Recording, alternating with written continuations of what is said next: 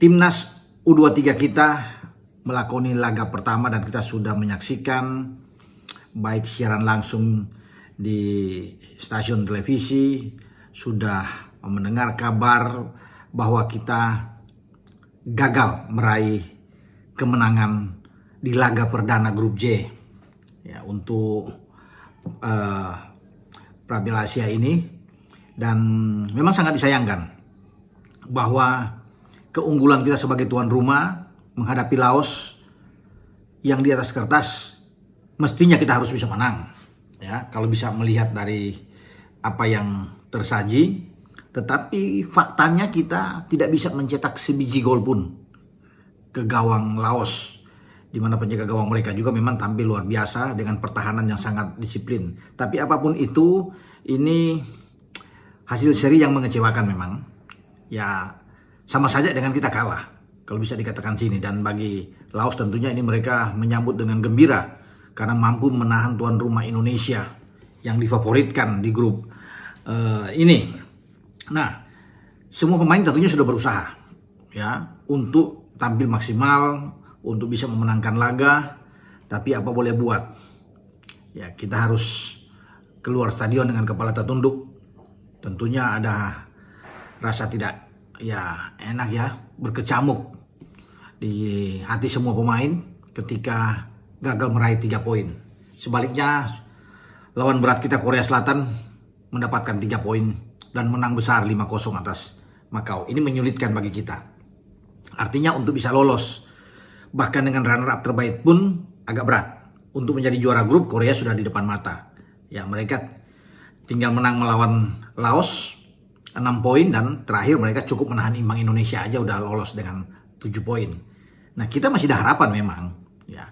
Walaupun itu kecil, tetapi syaratnya yang menjadi harga mati buat tim asuhan Gerald Van den Berg ini adalah menang di 2 pertandingan terakhir. Tanggal 6 menang melawan Makau, dan tanggal 9 pertandingan terakhir itu harus menang melawan Korea Selatan.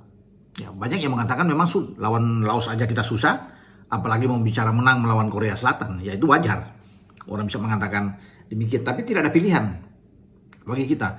Karena kalau saya bilang tadi, kalau Korea cukup bermain imbang dengan kita bisa out. Dengan hanya 5 poin, hasil 2 imbang dan 1 menang, ini berat buat kita untuk menjadi runner up terbaik di grup J.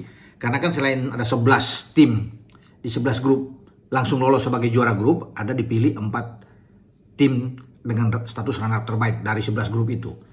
Nah, kecuali di 11 grup itu runner up-nya semua itu poin 5.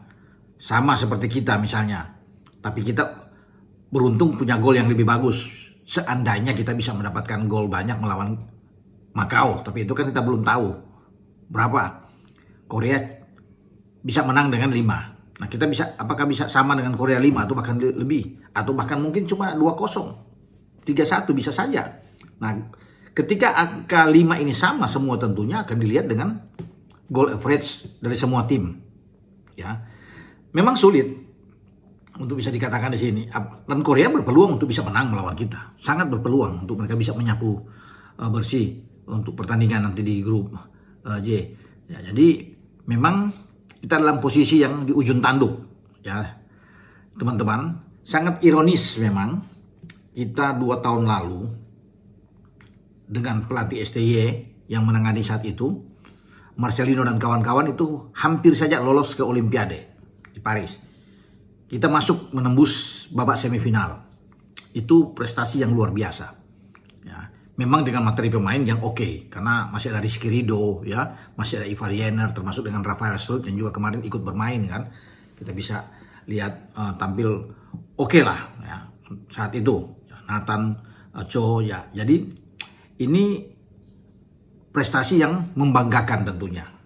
Ya, bagi kita, bahkan kita ikut playoff melawan Gini di Paris itu. Dan walaupun kita kalah, tapi ya ini suatu hal yang sangat baik buat tim kita. Dan kita harus bisa mempertahankan itu. Memang sulit mempertahankan apa yang sudah kita dapatkan. Tapi kalau kita gagal pada edisi kali ini, tidak lolos, wah ini sulit untuk dikatakan ya. Makanya yang bertanggung jawab adalah pelatih Gerald Van den Berg.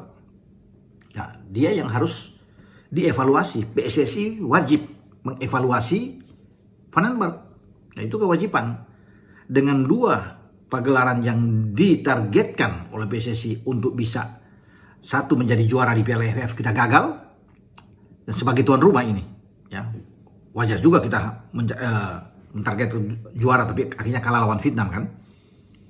Kemudian sebagai tuan rumah juga, kita seandainya gagal ya nantinya untuk lolos, nah itu kan 2 kali tuan rumah dengan target yang harus lolos, dan ini memang harus lolos, sudah ditargetkan, tapi kemudian gagal ya. Makanya itu yang harus dilihat oleh PSSI. Ya, dalam hal ini Pak Ketua Umum juga harus bisa mengevaluasi kinerja dari seorang pelatih. Ya, kalaupun memang dia dirasakan untuk bisa diganti, ya ganti. Ya, Indra Safri aja gagal kok di U20 di Cina, balik langsung diberhentikan sebagai pelatih. Apalagi ini dengan 2 target dari PSSI yang dua-duanya gagal. Tapi satu ini kan masih berproses. Kita masih berharap bahwa 2 pertandingan ke depan tim ini akan bangkit dan bisa mendapatkan hasil yang bagus. Itu harapan semua, ya. Dengan catatan tadi kan, menang lawan Macau dan menang melawan Korea. Oke, dengan saya Bung Ropan berbicara soal Gerald Vandenberg.